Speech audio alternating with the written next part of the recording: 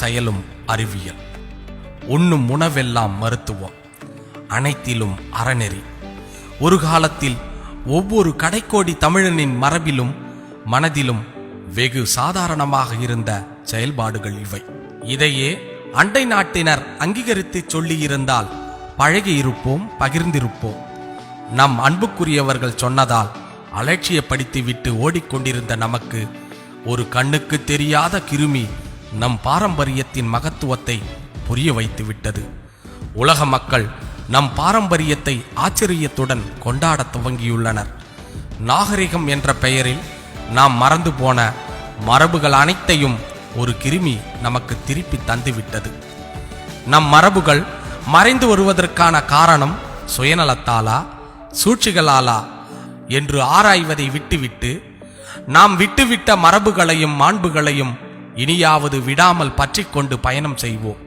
நம் முன்னோர்களின் அறிவுத்திறனையும் பெருமைகளையும் அடுத்த தலைமுறைக்கு கடத்திச் செல்ல ஒவ்வொருவரும் இயன்றதை செய்ய முயன்றிடுவோம்.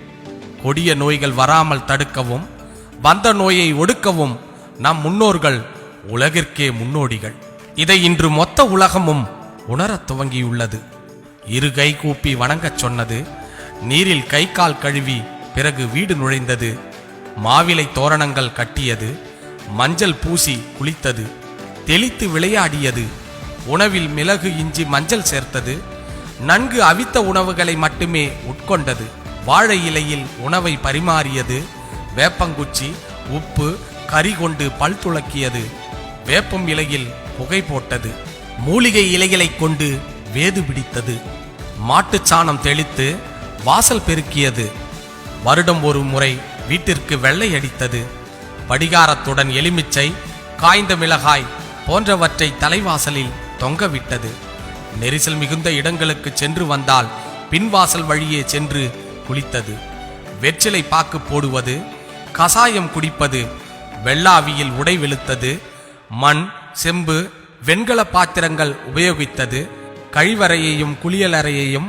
வீட்டிற்குள் வைக்காமல் கொல்லைப்புறத்தில் வைத்தது, சலூனுக்கும் சாவிற்கும் சென்று வந்தால் எதையும் தொடாமல் குளித்த பின் வீட்டிற்குள் நுழைந்தது, சாவு வீட்டில் சமைக்கக்கூடாது என்று சொன்னது, இறந்த பிணத்தை எரித்தது, வீட்டு முற்றத்தில் துளசி செடியை நட்டு வைத்தது, மாலை நேரம் வீட்டில் சாம்பிராணி புகை போட்டது. இன்னும் எத்தனை எத்தனை! இவை அனைத்தும் கிருமிகள் தொற்றுவதை தடுப்பதற்கும் நோய் எதிர்ப்பு சக்தியை கொடுப்பதற்கும் சுத்தமாக இருப்பதற்கும் மட்டுமே நம் சொந்தங்களால் சாதாரணமாக பின்பற்றப்பட்ட வழிமுறைகள். மற்றவைகளை பட்டியலிட்டால் நீண்டு கொண்டே செல்லும்.